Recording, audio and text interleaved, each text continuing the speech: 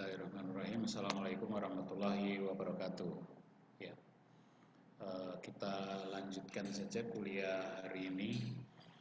Metodologi penelitian, kita akan membahas tentang satu topik yang cukup menarik, yaitu adalah tentang teknik pengumpulan data. Teknik pengumpulan data ini setelah kita pelajari kemarin mengenai variabel dan pengukuran variabel, kita beranjak ke teknik pengumpulan data. Jadi artinya data-data yang dibutuhkan dalam suatu penelitian itu seperti apa.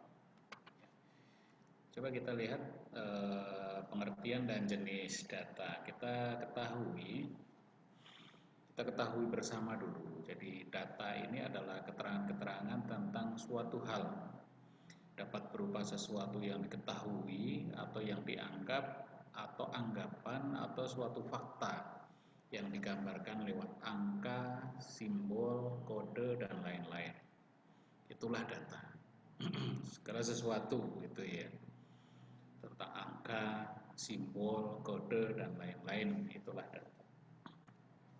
Nah, dalam kita melakukan penelitian, data ini kemudian diperoleh oleh peneliti itu sendiri. Nah, peneliti akan mengambil data berdasarkan sumber yang diambilnya. Yang pertama hanya ada dua macam di sini ya. Dari pembagian sumber data, yang pertama data primer. Data primer ini adalah data yang diperoleh atau dikumpulkan langsung di lapangan oleh orang yang melakukan penelitian atau yang bersangkutan yang memerlukannya. Disebut juga data asli atau data baru. Ya, artinya kalau kita sebagai peneliti kemudian kita butuh data, kita mencari sendiri ke lapangan.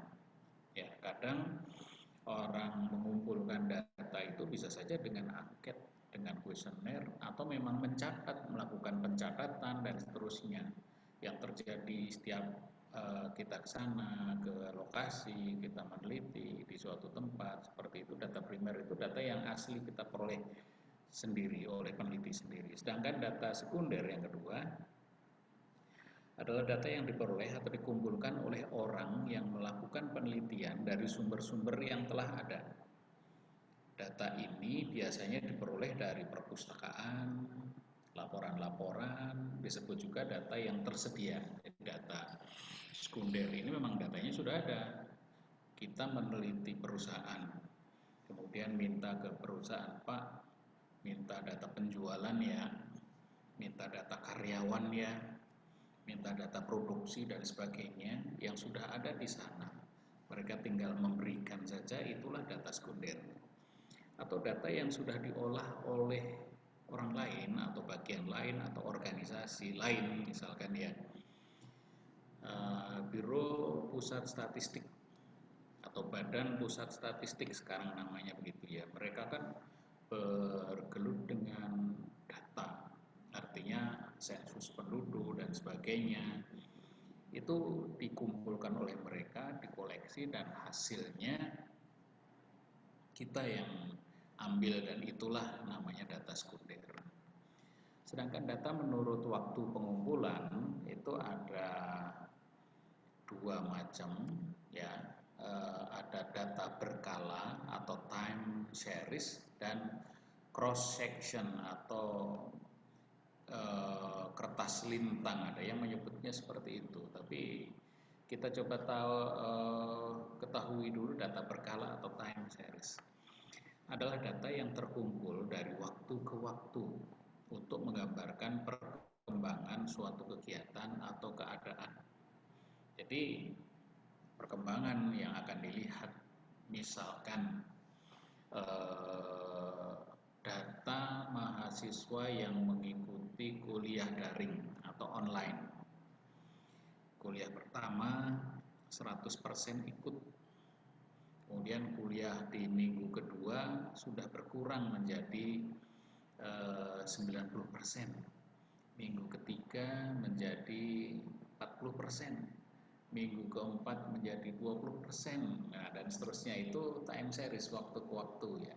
Dan data-data yang lain yang serupa, yang sama seperti itu bisa dilakukan. Kemudian yang kedua, kertas lintang atau cross section ini adalah data yang terkumpul pada suatu waktu tertentu untuk memberikan gambaran perkembangan suatu kegiatan atau keadaan pada waktu itu. Jadi kebanyakan yang kita pakai ini begitu ya, maksudnya penelitian-penelitian kita itu menggunakan data yang cross section atau cross sectional gitu ya. Jadi hanya di satu waktu tertentu.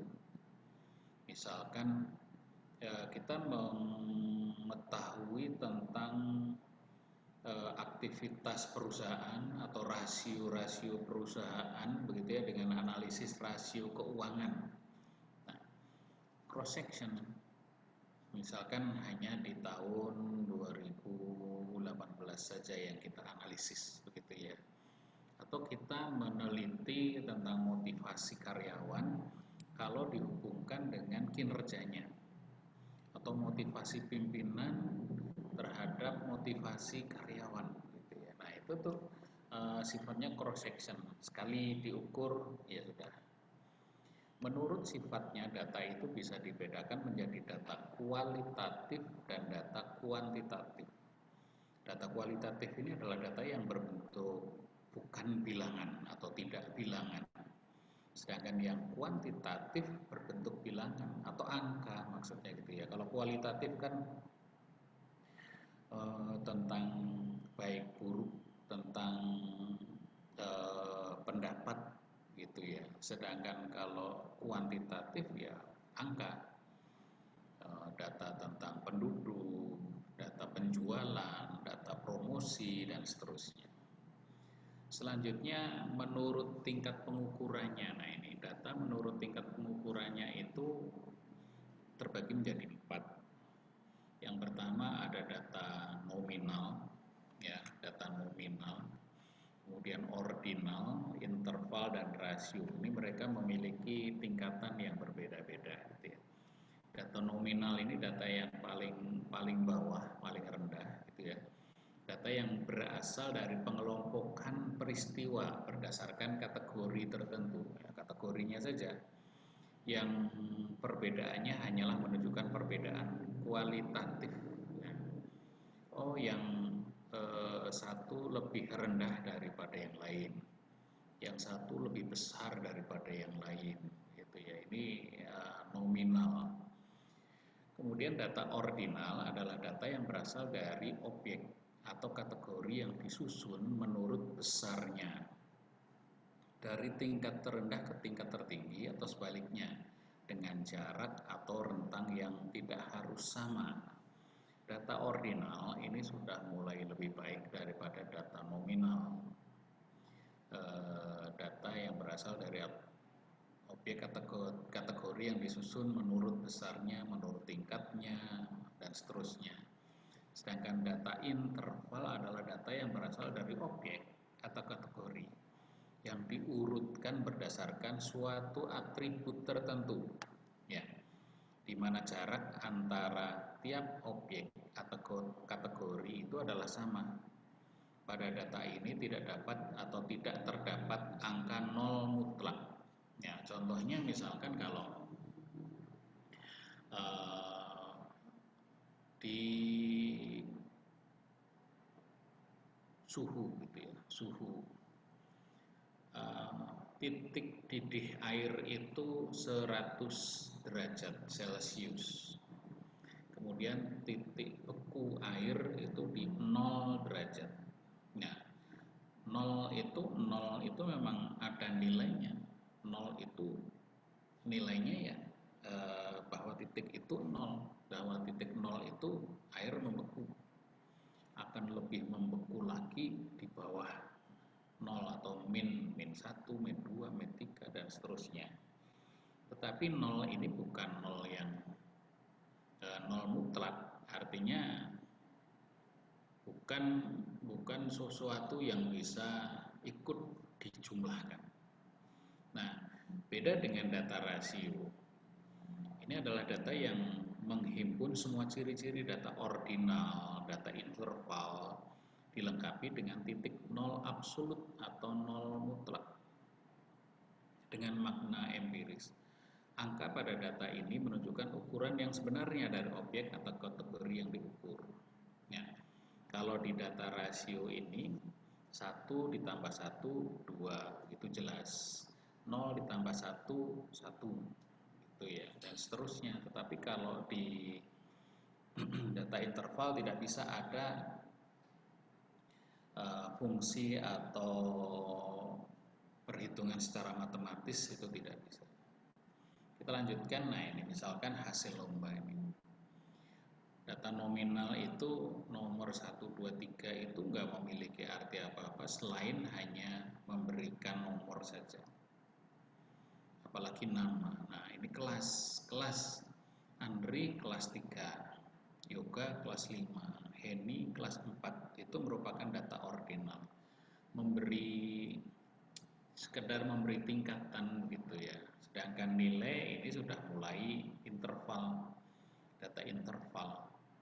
Kemudian hadiahnya 100 juta, 75 juta, 50 juta, itu sudah merupakan data rasio. Selanjutnya tentang pengumpulan data. Pengumpulan data di sini adalah pencatatan peristiwa-peristiwa atau hal-hal atau keterangan-keterangan atau karakteristik-karakteristik yang sebagian atau keseluruhan elemen populasi yang akan menunjang atau mendukung penelitian. Ya. Jadi pengumpulan data intinya sih kita itu butuh mengumpulkan kegiatan, peristiwa, keterangan atau karakteristik. Ya, intinya kita akan mengumpulkan data itu gitu ya, data yang dibutuhkan dalam penelitian gitu. Kita butuh data apa sih? Misalkan ya data penjualan, data produksi, kemudian tentang hasil kuesioner begitu ya. Itulah data yang kita butuhkan. Nah, pengumpulan datanya itu ada beberapa cara. Berdasarkan cara pengumpulannya, yang pertama angket. Angket itu kuesioner adalah pengumpulan data dengan menyerahkan atau mengirimkan daftar pertanyaan untuk diisi oleh responden. Jadi sudah ada daftar pertanyaannya yang kemudian responden akan mengisi. Itulah angket. Ya, responden ini adalah orang yang memberikan tanggapan, yang memberikan respon, atau yang menjawab atas pertanyaan-pertanyaan yang diajukan. Untuk dapat menggunakan teknik ini, diisyaratkan responden harus memiliki tingkat pendidikan yang memadai. Artinya memang jadi karena responden itu orang yang akan kita tanyai, kita juga mesti harus paham betul, orang itu betul-betul paham tentang apa yang kita tanyakan, tentang masalah yang kita tanyakan. Ya, responden itu orang yang akan kita teliti. Itu angket yang pertama ya. Nah, keuntungan teknik angket. Kita menggunakan angket atau pertanyaan-pertanyaan dalam penelitian karena keuntungannya paling tidak yang pertama dapat menjangkau sampel dalam jumlah besar atau dapat dikirim via pos, via email, atau menggunakan Google Form dan seterusnya. Kemudian biaya yang diperlukan untuk membuat angket relatif murah, apalagi kalau sudah online semuanya kan ya hampir tidak berbayar begitu ya. Yang ketiga, angket tidak terlalu mengganggu responden karena pengisiannya ditentukan oleh responden itu sendiri. Ya, oke, kita lanjutkan. Ya, angket tidak terlalu mengganggu responden karena pengisiannya ditentukan oleh responden itu sendiri. Ya, mau diisi kapanpun tergantung respondennya. kemudian kerugian teknik menggunakan angket ini. Jika dikirim melalui pos, maka prosentase yang dikembalikan relatif rendah, biasanya seperti itu. Kita kirim angket kuesioner menggunakan pos, menggunakan email, atau bahkan menggunakan Google Form. Itu prosentase yang dikembalikan relatif rendah, kecuali kalau itu dipaksa atau mau diberi hadiah dan seterusnya, itu baru mulai begitu ya. Oke, kemudian selanjutnya yang kedua, tidak dapat digunakan pada responden yang tidak mampu membaca atau menulis. Nah, itu jelas ya. Kemudian pertanyaan-pertanyaan dalam angket dapat ditafsirkan salah oleh responden. Artinya ada pertanyaan A dikira B. Nah, maksudnya itu pertanyaannya itu bisa jadi ditafsirkan salah oleh responden. Itu sangat memungkinkan. Itu kalau menggunakan angket. Nah, kemudian komponen dalam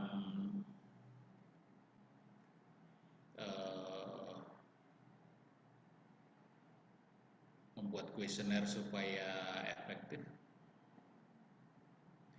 ada subjek, yaitu individu atau lembaga yang melaksanakan penelitian. Siapa sih yang membuat penelitian ini? Kemudian adanya ajakan, yaitu permohonan dari peneliti kepada responden untuk turut serta mengisi secara aktif dan objektif. Yang ketiga, ada petunjuk pengisian angket yang mudah dimengerti dan tidak bias. Ada petunjuknya. Petunjuknya ini biasanya ya pilihlah jawaban yang sesuai dengan hati nurani Anda, dengan memberikan tanda silang atau checklist atau kliknya gitu ya. Kalau sekarang kan modelnya sudah klik. Kemudian ada pertanyaan atau pernyataan beserta tempat mengisi jawaban baik secara tertutup, semi tertutup maupun terbuka. Nanti kita kenal pertanyaan tertutup, pertanyaan semi tertutup, pertanyaan terbuka. Kemudian pertanyaan dalam angket ini dapat berbentuk pertanyaan terbuka, tertutup, ataupun kombinasi terbuka tertutup. Oke, ini komponen dalam angket. Nah, dan hal yang perlu diperhatikan dalam membuat pertanyaan atau pernyataan, kadang wujudnya, bentuknya itu bisa pertanyaan, tapi bisa juga pernyataan. Nah, pertanyaan atau pernyataan yang dibuat itu harus jelas dan tidak meragukan. Hindari pertanyaan atau pernyataan sifatnya ganda. Sifatnya ganda itu artinya di sana tadi sudah ditanya, ini ditanya lagi, begitu ya. Responden harus mampu menjawab. Nah, kita harus tahu ini ditujukan kepada siapa sih? Penelitian kita ditujukan kepada mahasiswa. Mahasiswa itu kebanyakan pinter-pinter, paham, mengerti tentang tata bahasa yang baik dan benar. Sehingga kita menggunakan gaya bahasa yang mungkin yang gaya bahasa yang tinggi juga mahasiswa itu akan tahu. Berbeda dengan anak SD, anak TK, tentu saja gaya bahasa yang kita pakai akan berbeda. Pertanyaan atau pernyataan harus relevan. Nah, ini harus relevan itu artinya memang harus nyambung gitu ya, nyambung dengan topik yang kita sedang bicarakan itu ya. Topiknya apa? Ya kita harus nyambung begitu. Oke. Kemudian selanjutnya pertanyaan atau pertanyaan sebaiknya pendek. Pertanyaan atau pernyataan itu sebaiknya pendek. Pendek itu maksudnya ya jangan panjang-panjang begitu ya, jangan panjang-panjang, nanti membuat orang jadi bingung begitu ya. Dan hindari pertanyaan atau pernyataan yang bias, sugestif. Itu tadi yang bias itu pertanyaan yang tidak jelas, pertanyaan yang mengandung makna lain gitu ya. yang sugestif dan sebagainya, seperti itu. Ya, oke, kita lanjutkan. Itu yang perlu diperhatikan dalam membuat pertanyaan atau pernyataan. Nah, kemudian kita lihat seperti tadi sudah disampaikan, berdasarkan bentuk pertanyaan atau pernyataan itu ada 3 jenis. Angket terbuka, angket tertutup, atau kombinasi. Nah, angket terbuka atau open questionnaire itu merupakan angket yang pertanyaan atau pernyataannya memberikan kebebasan kepada responden untuk memberikan jawaban dan pendapatnya sesuai dengan keinginan mereka. Nah, contohnya angket terbuka itu menurut saudara di masa pandemi COVID-19 ini, apakah kita semua perlu mengikuti anjuran pemerintah? Nah, seperti itu kalau kita buka pertanyaan, nggak ada batasannya. Mereka akan menjawab macam-macam bebas. Kita akan susah untuk membuat kesimpulan atau menarik kesimpulan. Tapi angket terbuka ini penting, perlu nanti setelah kita pakai angket tertutup, close questionnaire yang kedua. Angket tertutup itu merupakan angket yang pertanyaan atau pernyataannya tidak memberikan kebebasan kepada responden untuk memberikan jawaban dan pendapatnya sesuai dengan keinginan mereka. Jadi kita sudah batasi responden itu menjawab sesuai keinginan kita saja. Ya, misalkan ya, ada pertanyaan tentang baik buruk. Ya, menurut saudara, apakah sikap kita mengikuti petunjuk pemerintah itu adalah suatu hal yang baik di masa pandemi ini? Pilihannya bisa baik, baik sekali, atau bahkan yang sifatnya negatif, sangat tidak baik, ya seperti itu ya. Mereka tinggal pilih saja, nggak bisa menjawab yang lain gitu ya. Kemudian yang ketiga, angket semi terbuka atau semi tertutup gitu ya, semi open-ended questionnaire. Nah, merupakan angket yang pertanyaan atau pernyataannya memberikan kebebasan kepada responden untuk memberikan jawaban dan pendapat menurut pilihan jawaban yang telah disediakan sesuai keinginan mereka. Ya, sebenarnya sih semi terbuka itu ada jawaban tertutupnya, ada pilihannya, tapi memberikan selanjutnya memberikan kalau menurut saudara apa, misalkan begitu ya. Jadi misalkan ada satu pertanyaan tentang tadi ya, di masa pandemi COVID-19 seperti ini, sebaiknya setiap masyarakat mengikuti anjuran pemerintah untuk tetap tinggal di rumah dan seterusnya. Jawabannya A, B, C. Udah ada jawaban A, B, C misalkan. Terus dijawabnya menurut saudara. Nah, jawaban menurut saudara itulah yang tertutup, yang terbukanya. Oke, yang kedua wawancara. Setelah tadi angket, kuesioner, wawancara.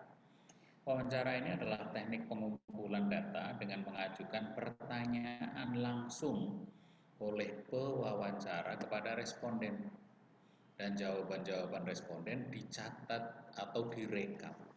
Nah, wawancara ya, kita wawancara seperti ini menanyakan kepada siapa sih responden kita. Biasanya wawancara tidak semua, artinya tidak semua itu akan diwawancarai, tetapi orang-orang tertentu. Misalkan kalau kita meneliti tentang perusahaan, kita wawancaranya kepada pimpinan perusahaan. Nanti selanjutnya akan menyebarkan angket kepada seluruh karyawan perusahaan, misalkan begitu ya. Nah, sebagai pembuka untuk mendapatkan data awal, kita perlu mewawancarai perusahaan, atau mungkin memang bisa jadi dalam mendapatkan data itu kita memang semuanya menggunakan wawancara, boleh-boleh saja gitu ya, meskipun itu memerlukan waktu yang lama. Nah, kelebihan teknik wawancara itu, wawancara dapat digunakan pada responden yang tidak bisa membaca dan menulis. Nah, kecuali yang seperti tadi ya, Jadi responden yang tidak bisa membaca dan menulis itu kita lakukan dengan metode wawancara. Jika ada pertanyaan yang belum dipahami, pewawancara dapat segera menjelaskan. Nah, artinya, aduh, ini pertanyaan nomor 3 kok saya nggak paham ya. Nah, kita bisa memberikan penjelasan. Kemudian pewawancara dapat segera mengecek kebenaran jawaban responden dengan mengajukan pertanyaan pembanding atau dengan melihat wajah atau gerak-gerik responden. Nah, ini kadang kan orang ditanya itu, kamu betul ini mengerjakan sendiri, dalam menulis ini mengerjakan sendiri. Iya Pak. Nah, tetapi kan dari situ bisa kelihatan bahasa jawaban dia iya itu bisa saja dikejar. Yakin nggak bohong begitu ya dan seterusnya. Akhirnya ini nggak nyontek ini, nggak dibantu orang lain gitu dan seterusnya. Kekurangan teknik wawancara, wawancara memerlukan biaya yang sangat besar untuk perjalanan dan uang harian pengumpul data. Artinya ya itu ya, karena wawancara butuh biaya gitu. Kemudian wawancara hanya dapat menjangkau jumlah responden yang kecil. Itu tadi, makanya pimpinan sajalah yang diwawancarai. Kemudian kehadiran pewawancara mungkin mengganggu responden. Bisa jadi kan, aduh saya belum ada waktu nih, nanti ya dan seterusnya. Itu bisa saja mengganggu. Teknik wawancara, dalam wawancara itu kita harus mempunyai teknik tertentu. Yang baik itu wawancara terstruktur. Nah, artinya merupakan teknik wawancara di mana pewawancara menggunakan mempersiapkan daftar pertanyaan dan dari daftar isian sebagai pedoman saat melakukan wawancara. Jadi memang kita sebelum wawancara itu siapkan pertanyaan, jangan sampai kita sudah tanya, sudah diizinkan masuk belum punya konsepnya aja belum jelas apa yang mau ditanyakan begitu, nanti malah lupa. Yang kedua, wawancara tidak terstruktur. Nah, ini wawancara ini tidak menggunakan daftar pertanyaan, tidak menggunakan isian. Jadi mungkin on the spot aja, kadang bisa. Ada yang memang sudah terbiasa, sudah begitu melihat ini langsung dia tahu, paham apa yang harus diwawancarai, itu bisa saja. Selanjutnya hal-hal yang perlu diperhatikan dalam wawancara, penampilan fisik termasuk pakaian yang dapat memberikan kesan apakah pewawancara dapat dipercaya atau tidak. Kita melihat ini yang diwawancara ini secara fisik, gaya bahasa barangkali itu bisa kita perhatikan, bisa dipercaya nggak gitu ya. Sikap dan tingkah lakunya, identitas pewawancara harus memperkenalkan dirinya, kalau perlu menunjukkan tanda pengenal, ini Pak saya dari Universitas CIC, Prodi Manajemen Bisnis, mau melakukan wawancara terkait dengan penelitian saya, judul penelitian saya adalah ini, begitu ya dan seterusnya. Nah, kemudian kesiapan materi dalam arti pewawancara memahami dan menguasai apa yang akan ditanyakan atau siap memberikan jawaban apabila diperlukan. Jadi kan kita memang betul-betul sudah siap begitu ya. Dan selanjutnya sebaiknya lakukan perjanjian dengan calon responden kapan mereka bersedia untuk diajak wawancara. Nah, karena wawancara ini tidak bisa kepada banyak orang, makanya kita harus janji dulu gitu ya. Kita janji dulu kapan, barangkali sedang sibuk atau saat-saat yang enak begitu ya. Kemudian mulailah wawancara dengan terlebih dahulu menggunakan kalimat pembuka atau kalimat pengantar. Itu tadi ya, jangan langsung begitu datang, oh ya silahkan masuk, langsung bertanya, Pak pertanyaan nomor 1, apakah Bapak selalu memberikan motivasi kepada karyawan Bapak? Nah kan seperti itu nggak enak begitu ya, harus ada awalannya dulu, mohon maaf, terima kasih atas bantuannya sudah diterima. Kami dalam wawancara ini nanti akan menanyakan beberapa pertanyaan yang sudah kami siapkan Bapak. Ada sekitar 5 dan bisa jadi 6 tambahan pertanyaan yang kami sudah siapkan. Mohon Bapak mau menjawab dengan baik dan seterusnya ya. Yang selanjutnya kontrol jalannya wawancara dan bila perlu pihak responden dituntun seperlunya agar ia tidak mengalami banyak kesulitan dalam menjawab atau mengemukakan pendapat. Jadi kalau misalkan responden ini ada kurang jelas, kadang kan kelihatan dari mimik wajahnya, dari gerak-geriknya, atau kurang jelas kita jelaskan, kita sampaikan sekali lagi bagaimana itu. Yang ketiga, observasi. Ini teknik untuk mendapatkan data dengan cara observasi. Nah, observasi apa? Adalah pemilihan, pengubahan, pencatatan, pengkodean seringkali perilaku dan suasana, serangkaian perilaku dan suasana yang berkenaan dengan organisme sesuai dengan tujuan empiris. Nah, intinya begini, observasi itu kita lakukan dengan cara melihat langsung objek yang akan kita teliti. Jadi misalkan ini observasi ke perusahaan. Setelah wawancara, kadang kita kepingin melihat, Pak, izinkan kami untuk melihat langsung lokasi tempat di mana karyawan Bapak bekerja, bila diizinkan. Nah, seperti itu. Kemudian ya kita melakukan observasi, melihat, mengamati itu ya. Apa sih yang dilakukan oleh pekerja? Tergantung penelitian kita. Ada penelitian yang betul-betul memang harus dibutuhkan observasi. Maksudnya ketika meneliti itu kita harus melihat, misalkan kita sedang meneliti tentang cara duduk karyawan gitu ya. Bisa jadi kita kan harus mengamati dulu cara duduknya mereka bagaimana begitu ya. Oh, ada yang suka duduknya selalu bersikap siap, ada yang duduknya santai begitu ya, ngelendot, nah, dan seterusnya itu kita amati. Kemudian zaman sekarang kan setiap orang pegang HP gitu ya, orang karyawan juga bisa saja diamati, mengamati aktivitas penggunaan HP dalam bekerja seseorang. Kita harus amati.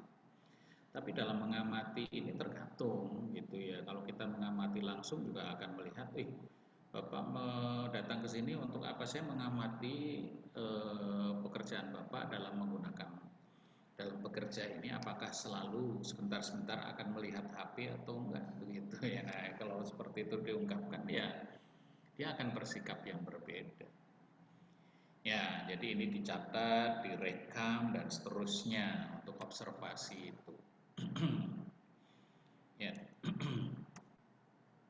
Kelebihan teknik observasi, data yang diperoleh adalah data aktual atau data segar. Dalam arti bahwa data diperoleh dari responden pada saat terjadinya tingkah laku. Ya, kita kan mengamati gitu ya. Jadi akan tahu, oh iya, ternyata orang bekerja di sini kalau tidak ada diberi aturan tentang penggunaan HP gitu ya, dia akan sedikit-sedikit buka HP. Ya seperti kalian kuliah saja, meskipun sudah dikasih aturan HP di silent, tapi mau tidak mau ya tangan kita gatel gitu ya. Cari HP lagi, ngambil HP lagi, lihat sebentar, masukin lagi begitu ya. Itu dalam orang kerja juga seperti itu gitu ya. Makanya itu juga bisa saja Anda teliti. Keabsahan alat ukur dapat diketahui secara langsung. Tingkah laku yang diharapkan muncul. Yang diharapkan muncul itu mungkin akan muncul atau mungkin juga tidak muncul. Karena tingkah laku dapat dilihat atau diamati. Maka kita segera dapat mengatakan bahwa yang diukur memang sesuatu yang dimaksudkan untuk diukur. Nah, agak berat, susah, tapi intinya begini ya. Tadi ya, kalau kita mengobservasi, tapi orang yang kita observasi itu kita kasih tahu, saya sedang mengobservasi Anda tentang pada saat Anda kerja, berapa kali Anda pegang HP. Ya, orang yang diamati itu tadi terus ya jadi akan bersikap yang berbeda pastinya. Oke ya, kita lanjutkan. Kekurangannya untuk memperoleh data yang diharapkan, maka pengamat harus menunggu dan mengamati sampai tingkah laku yang diharapkan terjadi atau muncul. Jadi kita nunggu aja. Dan beberapa tingkah laku seperti tingkah laku kriminal atau yang bersifat pribadi sukar atau tidak mungkin diamati. Bahkan mungkin dapat membahayakan si pengamat jika diamati. Itu kalau pakai observasi, tapi tingkah laku kriminal susah. Ya, model-modelnya observasi itu dengan keterlibatan pengamat, ada observasi partisipan, di mana pengamat ikut serta terlibat dalam kegiatan-kegiatan yang dilakukan. Nah, ini kan kita ikut bekerja di situ, gitu ya. Dan kita tidak beritahu kalau kita itu bekerja di sini juga sedang mengamati, gitu ya. Apakah dalam bekerja ini isinya itu nanti ternyata banyak ngomongin pimpinan dan seterusnya. Nah, kita akan tahu di situ. Atau observasi yang tidak partisipan, observasi di mana pengamat berada di luar subjek, jadi dia tidak ikut di situ. Observasi dengan cara berdasarkan cara pengamatan, ada observasi terstruktur dan yang tidak terstruktur. Pengamat melaksanakan observasinya menggunakan pedoman pengamatan. Ada pedoman pengamatannya. Kalau dalam hal mengamati, ya tentu saja pedoman dalam mengamatinya itu bagaimana? Apakah jeda tertentu berhenti? Itu dibuat seperti itu, gitu ya. Jangan terus mengamati, terus melontot terus dan seterusnya, susah juga. Dan yang tidak berstruktur bebas, pengamat keluar masuk melakukan pengamatan secara bebas. Yang keempat, studi dokumentasi. Ya, studi dokumentasi ini adalah cara untuk mendapatkan data dengan cara tidak langsung pada subjek penelitian, namun melalui dokumen. Dokumen yang digunakan dapat berupa buku harian, surat pribadi, laporan, notulen, rapat, catatan khusus dalam pekerjaan sosial, dan dokumen lainnya. Artinya sih kita bisa, kadang studi dokumentasi ini juga merupakan studi pustaka. Jadi kita mengamati dari buku-buku yang kita gunakan, itu juga termasuk studi dokumentasi. Membandingkan satu buku dengan buku yang lain dan seterusnya. Kelebihan dari studi dokumentasi itu adalah pilihan alternatif untuk subjek peneliti tertentu atau subjek penelitian tertentu yang sukar atau tidak mungkin dijangkau, maka studi dokumentasi dapat memberikan jalan untuk melakukan penelitian atau pengumpulan data. Jadi ada objek-objek atau subjek tertentu yang sulit, sejarah barangkali begitu ya, tentang perang Badar, perang Diponegoro. Wah, kita kan nggak tahu itu datanya bagaimana ya. Tapi kan kita cari referensi. Kemudian tidak reaktif karena studi dokumentasi tidak dilakukan secara langsung dengan orang. Maka data yang diperlukan tidak terpengaruh oleh kehadiran peneliti atau pengumpul data. Ya, tidak reaktif.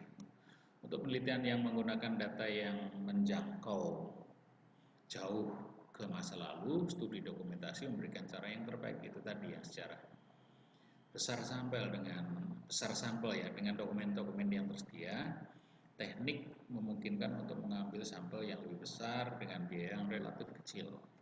Ya. Kekurangannya bias. Biasanya data yang disajikan dalam dokumen bisa berlebihan atau tidak ada, mungkin disembunyikan. Tersedia secara selektif, tidak semua dokumen dipelihara untuk dibaca orang. Tidak komplit, ya, formatnya tidak baku dan seterusnya. Ya, selanjutnya teknik analisis isi.